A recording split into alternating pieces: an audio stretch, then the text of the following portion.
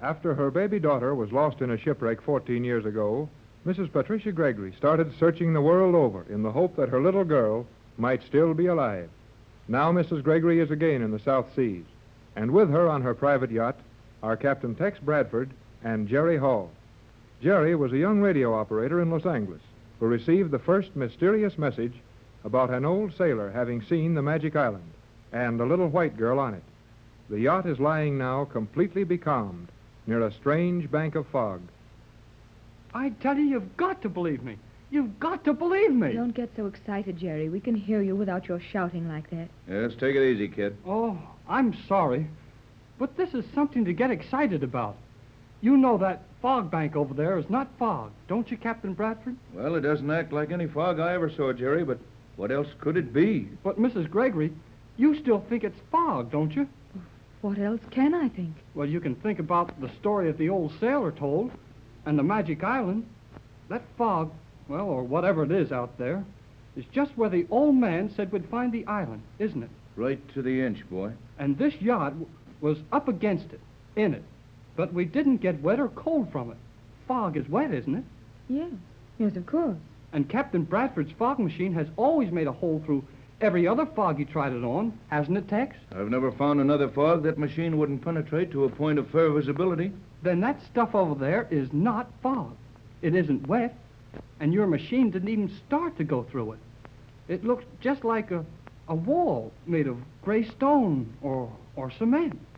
Tex, you're not really convinced about this, are you? I've lived a long time without seeing anything that looked like magic, as Jerry likes to call it, but I've never seen anything like this.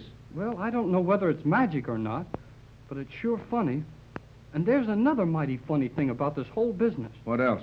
This ocean is too smooth right around the edge of that fog. Look farther away on the sides and behind us. The water is rough enough, but here, right here near that fog bank, the water is as smooth as glass. The boat isn't even rolling. I noticed that, Jerry, and I don't like it. Then there is something mysterious about this place. And if the island... Oh, if the island could only be here, and my little Joan alive and well on it. Well, I don't know about the island, but I do know we ought to find out more about that fog stuff. Why not try sailing around it? Maybe we can see something from the other side. Well, we did. What's the use? You couldn't see anything? Tex, you've seen something you're keeping from Jerry and me.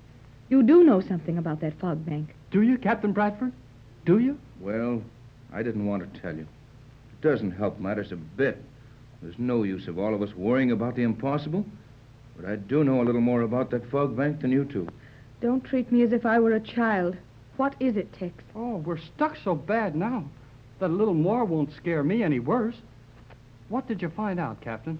Well, you and Mrs. Gregory remember that you spent a long time working over that chart while I was on deck? Yes. I mean, before I called you to come and look at the fog? Why, we were talking about Joan and the magic island and all. I guess we did talk a long time. What were you doing, Tex? Well, I was on the bridge, and the skipper will tell you this is the truth. Yes? Go on. Go on. Well, we have sailed around that fog bank. We've sailed around it? Gee, well, what was on the other side? A fog bank. Oh. Then it is just fog. Wait, Mrs. Gregory. Go on, Captain. There's more, isn't there? There's a whole lot more. From the circumference of the circle we described in rounding this thing, it must be about half a mile around it. Possibly a little more. And it's perfectly round. That doesn't tell us much. I want to hear it all, Tex. No, I don't want to get you all worked up over it. May not mean a thing. But our instruments read exactly the same on all four sides of that fog. What? You mean they didn't change at all as you went around? That's it. And from our solar readings and my radio beam check, that reading is correct. Correct to a fraction of a second, but... But what? Hurry. Hurry and tell us, or I'm going to pass out. The readings we took all around this thing belong in the center of it. Everything reads to a perfect center when you're sailing around the edge of that fog. Then a regular vessel, I mean one that just sailing through here on a regular run, would skirt around that fog without knowing they'd run off their course. I guess they would. We found nothing to indicate our course had been changed. And if we weren't looking for trouble, we would have figured the same as any other navigator. that we were just passing a small fog bank and not being compelled to follow a distorted curve around it. Then that means just one thing. There is something behind or in that fog. Something. And that something is... I'll bet it's the Magic Island. Oh, golly whiskers. We're here. We found it. Gee, Mrs. Gregory. Now we'll get your little girl back. Not so fast, son. Even if there is an island there, what can we do about it? The yacht won't go through the fog. We tried that. Then let's figure why it won't go through it. That's out of the question, isn't it? Nothing is out of the question with Tex and I to figure things out. Well, just leave me out of that, Jerry. You figure this yourself. I'm stuck. Well, if we can't sail through it, there's something funny about it. And something funny about a fog means it's being done on purpose. Jerry, you mean it isn't just a natural phenomenon? That the fog is man-made, controlled? How about those instruments, Captain? And the fog holding the boat just like a magnet. That's it. Magnet. Oh, giggling goldfish. Why didn't I think of that before? That fog is magnetized. That's my idea, boy, but I hated to make such a wild statement. Well, that sounds possible. There are a great many magnetic deposits and formations in many parts of the world. But don't you see, Mrs. Gregory? We don't mean a magnetic field that just happened there. That fog has been magnetized by somebody or something. Do you think that's possible? You're not just excited and running away with yourself, Jerry. Well, if he is, I'm running way ahead of him. Patricia, that fog bank is not ordinary fog. It's magnetized as surely as we're standing on this yacht looking at it. And there's probably an island hidden in it. Well, but Tex... And that's not guesswork. It's a scientific probability. What else would have held our boat against that fog but a powerful magnetic force of some kind? And what else but a magnet? And a magnet with somebody running it would have turned the boat loose when it got ready. Why, it's thrilling. But it's terrible, too. What can it mean? It can mean we're up against the greatest piece of electrical or chemical wizardry this generation has seen. And we're going to see all of it. Where do we start, Tex? Start guessing, and as if you've done pretty well so far, Jerry. Suppose you take the first guess. Well, isn't it better to do something you're sure of than it is to guess? What can anyone be sure of in these weird circumstances? Got something definite in mind, son? Well, we can see what's inside that fog ring. If the little plane lashed to the deck, we'll fly over it. Of course. Why didn't you think of that, Tex? I did, but it'll take an hour to assemble the wing spread. Lower it to the water and get ready for a takeoff. By that time, it'll be pretty dark. I don't like to try getting the plane back on board at night, except in an emergency. Golly whiskers. Here you've got a magnetized bank of artificial fog right under your nose, and a magic island, and a... Well, how much do you need to make it an emergency? Well, I'm in a matter of life and death. That island, if it is inside the fog, has been there a lot of years, and it won't run away tonight. Then we can't do anything until morning? Oh, I guess not. Say, I've got it. I'll swim ashore. That's it. You'll do everything else, boy. You can't do that, Jerry. I'll bet I can. And I bet I'll get through that fog, too. I won't wear anything that a magnet will hang on to. And after you get through the fog, what then? What do you mean?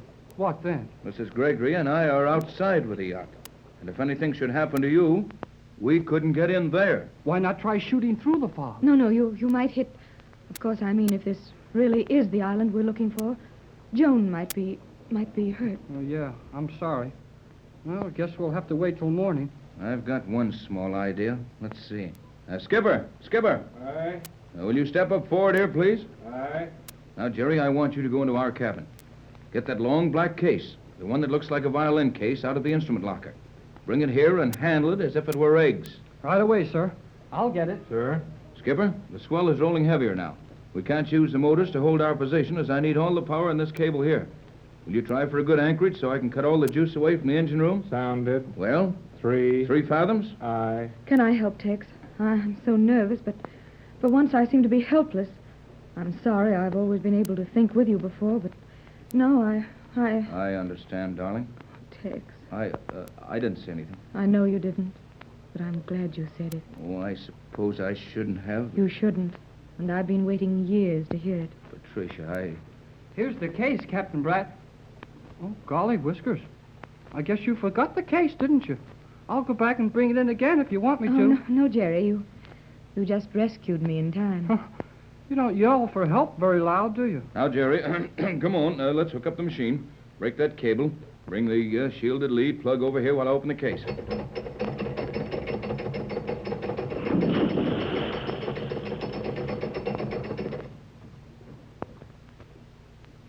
Are we going to anchor here for the night? The skipper's paying out the stern chain. Yes. Tex thinks we'd better not move till morning, and the skipper reports sounding's okay for a good anchorage. Can I help with the machine? Not yet, Jerry. I'm a little afraid to have anyone but myself handle it until it's set up. It's sure a funny-looking thingamabob. What is it? I never saw this before either, Tex. Is that what you've been working on so secretly in the laboratory? I've done nothing else for over a year, and it's perfect. What is it? Well, I haven't named it officially yet, but I think I'll call it my Straightoscope. Straightoscope? Well, what does that mean? Well, it's a combination of strata and scope, as from stratosphere and periscope.